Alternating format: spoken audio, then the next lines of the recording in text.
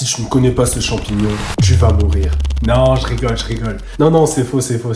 Non, je rigole, non, c'est faux. T'inquiète pas, c'est faux. Si tu manges ce champignon, en fait, t'auras très peu de chances de mourir. Étonnant, n'est-ce pas? Par contre, tu vas faire une épopée incroyable dans le voyage de l'hallucination. Ce champignon a littéralement empoisonné des armées, inspiré des religions, et même a fait planer des générations. Dans cette vidéo, tu vas découvrir comment l'Amanite Tumouche a traversé les âges, aussi bien les cultures que les écrans, pour devenir l'un des symboles les plus puissants de notre imaginaire collectif. Rien que ça. Je m'appelle Yoann, je suis un mycologue passionné et j'étudie les champignons depuis des années. Et je te promets que l'histoire de l'Amanite Tumouche est bien plus folle que tu l'imagines. Que se passe-t-il si tu manges ce champignon rouge avec des points blancs? Dans cette vidéo, on va apprendre à reconnaître l'Amanite Tumouche, et oui, c'est son vrai nom. Puis on va observer ses effets psychotropes sur le corps et ce qu'elle provoque si on la mange. Enfin, on parlera de leur utilisation auprès des chamans, auprès des religions, auprès des civilisations anciennes aussi, jusqu'à sa transformation dans les jeux vidéo, dans les films et même les contes. Par ailleurs, je vous raconterai l'une des théories les plus folles qui relie l'Amanite Tumouche et le Père Noël. Ouais, j'ai fait mes petites recherches. Ça existe. Sans plus attendre, rentrons dans le monde secret de ce champignon rouge avec des points blancs. Alors, qu'est-ce que l'Amanite Tumouche? L'Amanite Tumouche ou l'Amanita muscaria en latin fait partie des toxiques. La dose mortelle équivaut à 15 chapeaux d'Amanite Tumouche. Franchement, vous avez de la marge. L'Amanite Tumouche est un champignon faisant partie de la famille des amanites, comme l'Amanite phalloïde qu'on a vu précédemment, qui est l'une de ses cousines mortelles. Je vous mettrai le lien quelque part. Ou même l'Amanite des Césars, qui est une excellente comestible, mais qu'on confond énormément avec l'Amanite Tumouche. D'ailleurs, je vais vous donner quelques conseils pour éviter de les confondre. Mais ça, ce sera plus tard dans la vidéo. Comment reconnaître l'Amanite Tumouche? C'est très simple, on l'appelle rouge avec des points blancs, et bien on prend les basiques. Un chapeau rouge très hypnotisant, avec quelques pointillés blancs. Mais que représentent ces verrues? Les verrues représentent le reste de voile qu'il y avait lorsque l'amanite était petite. Regardez, petite photo. C'est pas mignon ça quand même, dire un petit lutin. Son bulbe a une volve verruqueuse. D'ailleurs, lorsque cette amanite est adulte, elle nous laisse entrevoir un magnifique anneau. Son habitat, elle préfère les endroits où il y a beaucoup de pins, c'est-à-dire vers la Gironde, les Landes. Surtout vers les Landes. Il y a beaucoup d'Amanite Tumouche dans les Landes. Bien sûr, son pied est blanc, son anneau est blanc et ses lames sont blanches. Tandis que chez l'Amanite des Césars, qui est un excellent comestible, son chapeau est orangé, donc il peut tirer vers le rouge, mais très orangé, avec des lames jaunes, un pied jaune et une volve en sac, ce qui différencie totalement l'Amanite des Césars et l'Amanite Tumouche. Là, vous avez des conseils sûrs pour ne pas vous tromper, afin d'éviter les hallucinations. Mais par ailleurs, vous avez énormément de variantes à l'Amanite Tumouche. Vous avez l'Amanite Tumouche à voile jaune, qui s'appelle la Flavivolvata. Vous avez la variété blanche, qui est franchement jolie à voir, on dirait des flocons de neige. Vous avez aussi la variété Formosa, qui est beaucoup plus jaune que ses consoeurs. Et puis on va s'arrêter là, parce qu'il y en a plusieurs que je vous mets là, mais bon. C'est pas très important pour le sujet de la vidéo. On s'égare, revenons à la vidéo. Vous vous rappelez, son nom c'est l'Amanite Tumouche. D'ailleurs, pourquoi Tumouche? Eh bien, vous savez, il y a plusieurs origines à cela. Je vous donne les origines et puis vous choisirez celle qui vous convient le mieux. Le champignon était autrefois découpé, puis mis dans du lait sucré afin d'attirer les mouches. Les mouches buvant ce mélange semblaient être affectées par cette boisson. Sauf que la boisson avait une action limitée, car un test démontrait que les mouches étaient simplement endormies, mais qu'elles n'étaient pas mortes. Voici une deuxième théorie qui parle en fait des effets psychiques. Au Moyen-Âge, les mouches représentaient la folie. Les personnes à l'époque médiévale mangeaient les Amanites Tumouche, déliraient, s'agitaient dans tous les sens et avaient même des hallucinations. Ce qui était autrefois un signe évident de folie, rappelant le signe de la mouche. Moi perso, je préfère la première version, elle est mieux. Maintenant, parlons des champignons et de ses effets sur le corps. Qu'est-ce qu'il vous fait sur vous? Toi qui es derrière cette vidéo, si tu le manges, qu'est-ce qu'il te ferait? Lorsque tu manges ce champignon, les premiers symptômes se déclarent entre une demi-heure et 4 heures après l'avoir consommé. Il y a deux principes actifs qui composent ce champignon. La première est l'acide iboténique, puis la seconde est le mucimol. L'intoxication du champignon est décomposée en deux phases. La première responsable de cette phase est l'acide ibonétique.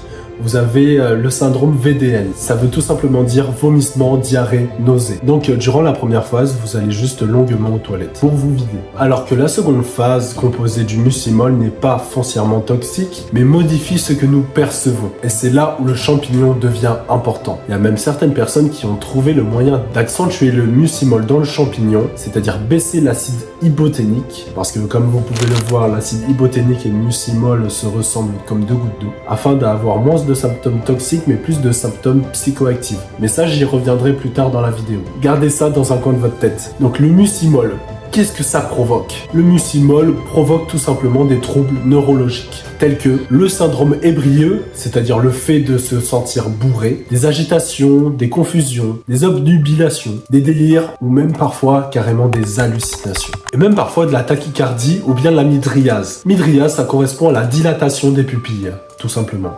Un mot compliqué pour dire quelque chose de simple. Ce champignon est très présent dans l'hémisphère nord, aussi bien aux États-Unis que sur la plaque eurasiatique. C'est-à-dire que tu peux aller au Japon et croiser la manite tumouche. Sans blague. C'est pour ça qu'il y a tant d'histoires avec la manite tumouche. Mais ça, on y reviendra plus tard. Pour faire bref, l'acide iboténique est la molécule toxique du champignon. Tandis que le mucimol est un actif psychoactif, mais qui est physiquement inoffensif. C'est pour ça qu'il y a tant de mythes avec la manite tumouche via les Mayas ou les berserks. Maintenant qu'on a vu ce qu'elle faisait sur le corps, on va voir comment l'amanite tumouche a alimenté de nombreuses cultures grâce à leurs effets. Lorsque j'ai fait mes recherches, je ne m'attendais pas que l'utilisation des amanites tumouche était ancienne, voire très ancienne. On revient carrément 1000 ans avant Jésus-Christ. Vous allez voir que dans toutes les religions, on se servait de l'amanite tumouche afin de rentrer en contact avec les dieux. Certains Mayas utilisaient les champignons pour rentrer en contact avec leurs dieux. Rien que ça. Et oui, à l'époque, on connaissait déjà les effets de l'amanite. Si c'est pas incroyable ça. Et vous verrez que c'est quelque chose qui est loin d'être terminé car entre le champignon et l'homme, c'est une grande histoire d'amour. Vous connaissez le dieu Odin, bien sûr, père de Thor et tout le patois. Eh bien, dans les légendes scandinaves, on pensait que l'amanite tumouche était directement le sang d'Odin. Et le peuple croyait que lorsque nous mangions un peu d'amanite tumouche, on rentrait directement en contact avec lui. Sans blague. Par ailleurs, dans d'autres légendes scandinaves, on pensait que les champignons étaient utilisés par les trolls ou autres créatures mythologiques afin de voyager entre les mondes. Si c'est vous dire, à l'époque, ils avaient de l'imagination. Il se trouve aussi qu'on ait réussi à mélanger les légendes païennes et la foi chrétienne. Écoutez donc cette histoire. C'est un petit récit de la saison de Noël. Il s'avère que le Père Noël donnait comme nourriture à ses reines de l'amanite tumouche. Par ailleurs, l'amanite tumouche permettait aux reines de voler. Si ça c'est pas fou encore une fois. Comme je vous l'ai dit, la manite tumouche est omniprésente. Elle est partout. Elle fut super importante au cours de l'histoire. Mais c'est pas terminé. Continuons encore. Par exemple, en Sibérie, depuis des siècles, on appelle cela un champignon chamanique. Ça permet, encore une fois, au chaman de rentrer en connexion avec le monde spirituel, lui conférant des pouvoirs de l'univers. Par ailleurs, ces chamans avaient un énorme statut, parce que lorsqu'ils consommaient ce champignon, ils étaient considérés comme des semi-dieux. Je m'explique. C'était eux qui étaient en charge de résoudre tous les problèmes de la communauté, c'est-à-dire les maladies, les envahissements, etc., etc. Par ailleurs, le plus souvent des cas, le champignon a été combiné à plusieurs substances ou plantes médicinales, afin de réduire ou d'accentuer les effets combinés. Maintenant, allons du côté de chez les Romains, où on pensait que le champignon avait des pouvoirs magiques. Moi aussi je le pense, il a vraiment des pouvoirs magiques, où le champignon était utilisé à des fins cultuelles ou comme offrande. Par ailleurs, le champignon était souvent associé au dieu de l'ivresse, Bacchus. À l'époque romaine, Bacchus était considéré comme le dieu de l'ivresse et de la boisson. Donc consommer de la manite tumouche était une porte d'entrée afin de le rencontrer. Enfin, pour les Romains, la manite tumouche est représentée comme un symbole de chance et de prospérité. Il a pas mal aussi inspiré de contes de fées, comme Alice au Pays des Merveilles ou encore d'autres, car il est souvent associé aux fées et aux elfes. Par exemple, le champignon serait un cadeau de fées fait aux humains afin qu'il leur confère un pouvoir magique. Si ce n'est pas génial ça. Donc apparemment, si on mange du champignon, on a un pouvoir magique. Par ailleurs, ce champignon continue à énormément nous inspirer. On peut le voir avec Alice au Pays des Merveilles. Lorsqu'elle mange ce champignon, elle grandit. Ou les Schtroumpfs qui sont carrément leur maison. Ou plein de dessins animés encore que je ne peux pas citer parce que la vidéo serait trop longue. Elle durerait, je pense, une éternité. Néanmoins, je ne conseille pas la consommation de champignons, bien qu'il ait été téméraire aujourd'hui qu'il la goûte afin de ressentir ses effets psychédéliques. Et je pense qu'on est tous un qui s'est dit j'ai envie de goûter la manite tumouche pour voir ce que ça fait sur le corps. Tu vois ce que je veux dire? Par ailleurs, je ne sais plus laquelle, mais il y a un moyen de rendre la manite tumouche comestible. Mais je ne sais plus comment on fait, franchement... Non, faites vos propres recherches, mais je ne serai pas responsable de tout cela. C'est à vos risques et périls. Ne dites pas que c'est moi qui vous ai conseillé. On a vu que dans cette vidéo, la manite tumouche a façonné l'histoire au fil des années, durant des siècles et des siècles, et je pense que ce n'est pas prêt de s'arrêter.